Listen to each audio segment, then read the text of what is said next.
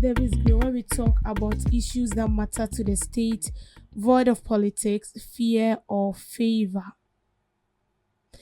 Unemployment or a lack of economic opportunity could pose Ghana's biggest risk in 2026, even as short term price pressures show signs of easing. This is followed by technological disruption and insufficient public services, including infrastructure, according to the World Economic Forum's Global Risk Report 2026. The report, which is informed by responses from business executives under the Executive Opinion 2025, signals growing concern that Ghana's economic recovery is yet to translate into broader-based job creation, particularly for the country's youthful labor force. Analysts says persistent unemployment threatens household incomes, consumer demand, and long-term productivity, raising risk to economic and social stability. Ranked second on Ghana's risk profile, the adverse outcomes of artificial intelligence, reflecting on ease over the speed of digital transformation to skills development, regulatory readiness, and labor market adaptability. While technology presents opportunities for efficiency and growth, the report suggests that without targeted reskilling and strong governance framework, automation could displace jobs and widen inequality. The assessment also places insufficient public services and social protection among Ghana's top risks, highlighting sustained pressure on healthcare, education, transport infrastructure, and pension system. This outcomes at a time when fiscal consolidation limits public spending, even as population growth and urbanization increase demand for essential services. A decline in health and well-being further underscores the link between social outcomes and economic performances. Weaker health system translating into lower labor productivity and higher household costs. So this is coming from World Economic Forum's Global Risk Report 2026 that states that although the economy is stabilized as we we've been told, and as it's been stated on the paper, that the economy is being stabilized, but it is not reflected on broader basis across sectors, across working sectors. And so if care is not taken, one of the major challenges Ghana will record in 2026 has to do with unemployment. And unemployment is one of the major challenges that we've been fighting for decades. And anytime, any day, we've heard leaders telling us that it is one of their topmost priority to create jobs for the people.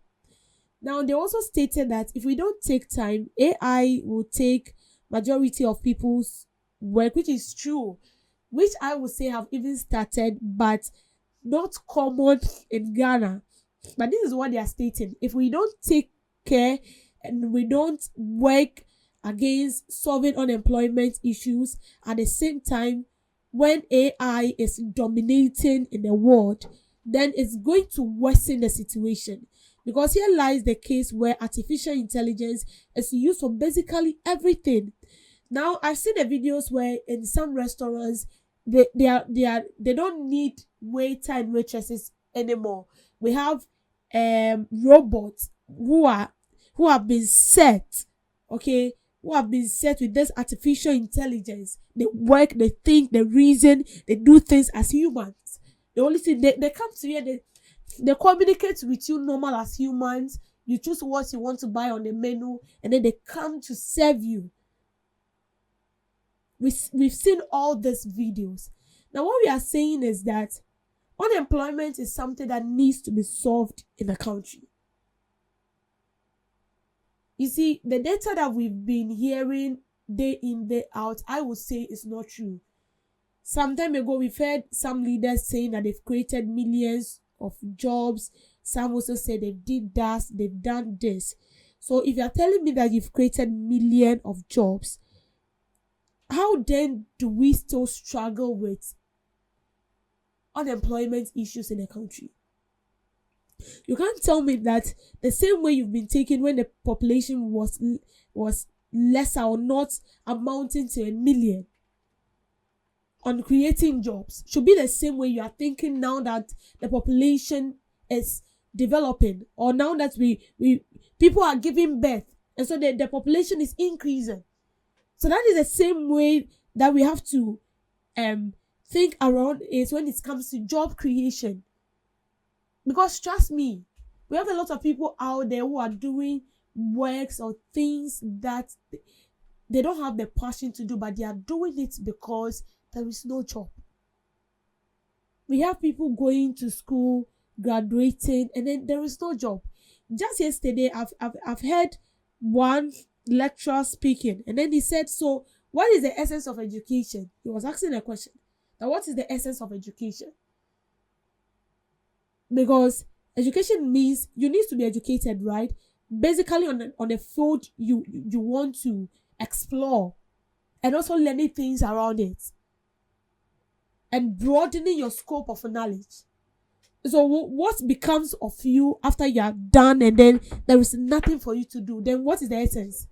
Because trust me, you've paid for it. The school you are going, or the school you are enrolling your word into, is not free.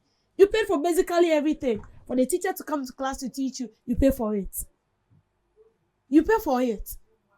And so it becomes useless when you are done with school and there is nothing there for you to do. And all those jobs they say they have created is on paper. We don't see it on ground. Because if it is something that is in the physical realm, then we should see its effect. Then the rate of unemployment should reduce. But here lies the case, the rate of unemployment in the country is not reduced. And day in, day out, we have people graduating from the university. Day in, day out, we have people being enrolled into the university. And still, we are marking time. And that is why, if sitting here right now, I get opportunity outside the country for me to come and, broaden what I have been taught. Do you think I'll decline? Never. I'm not going to decline. I'll definitely go. Yes. I will definitely go. And that is the same to these people. The person has been unemployed for years. But we have leaders who promise us that this is what they want to do. The city to the dollar is stabilized. That is perfect. The economy is on track. That is perfect. What about unemployment? Is it reflecting on those sides? The initiatives we've brought on board. How many people are those initiatives able to employ? Was those initiatives brought up to employ only babies or children or politicians, or it was brought up to employ Ghanaians as a whole? Because sometimes those initiatives they've been bringing on board, 50% goes to people who you know. Before you get there, they'll tell you that I am. And then you get to some sectors, we have people working in the system and they're above 80 plus and they are still working. What's a 1 year day? And we have people who are freshly graduated and they need work to do. And as I said, we have companies where we have people working 80 plus, 60 plus. What's a 1 year day? You should go pave way for the younger ones to take over.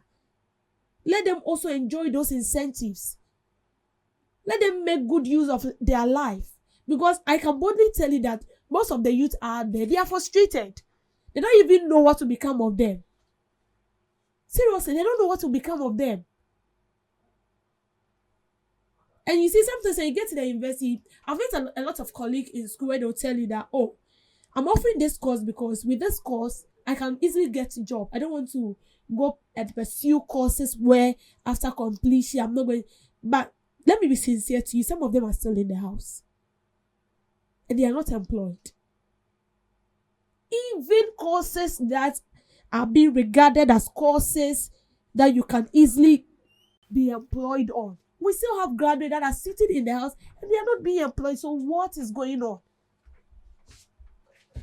That is what we should be asking ourselves.